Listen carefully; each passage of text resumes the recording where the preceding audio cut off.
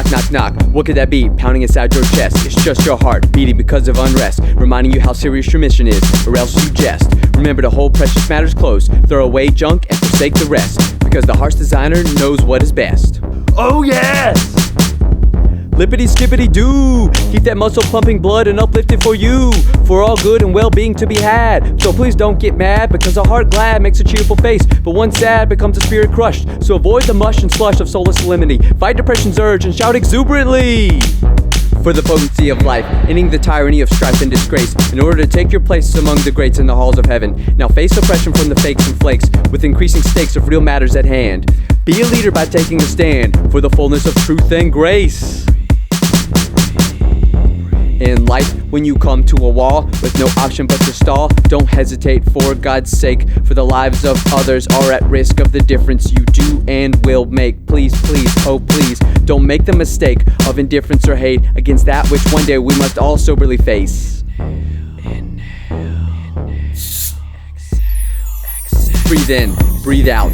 Don't allow that crimson passion to coagulate. If you do, you'll inevitably grow complacent and then stagnate. I tell you, that is something worthwhile to hate, because it is neither good nor great. And I'll tell you why. Because if you're not growing, then you die off from the source of life. So forget enjoying vitality by that point, because once your blood flow is cut, then you're moving towards a rut. The cesspool of an idle state of being cuts you down right to the gut. So awake, shake, do what you gotta do to get the spirit of that cardiac muscle in the right state of mind, plain and sane in thought, highly refined. For I know I am designed and defined by God the Creator, who works in me now and later. Do you know that there is none greater? Now taste and see that the Lord is good, for a righteous man does as we all should. That is, worship Him who gave us all hearts of flesh and not of stone, and His word pierces down even to the point between joint and marrow of bone, as well as soul and spirit. Now let's hear it for Him who never leaves alone, nor forsakes His own.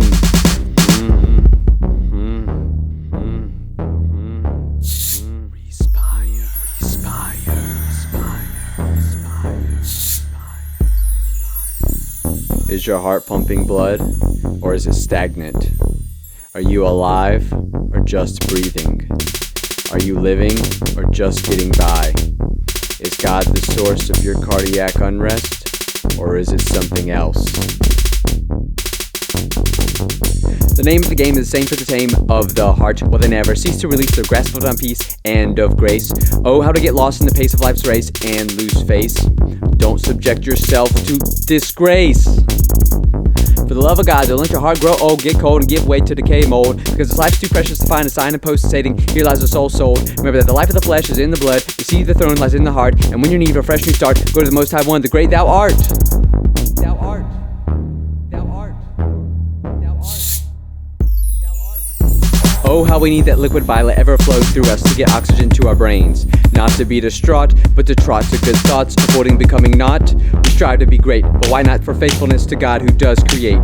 Creatio ex nihilo, do we know Him whom He knows everything done under the sun, beyond the expanse of time and space, dwelling in a place of unapproachable light? What unimaginable delight to see Him face to face. Seek and find what of Him in you, whom He desires to shine unequivocally through His grace and truth and grace, until your cardiac unrest meets His Sabbath rest.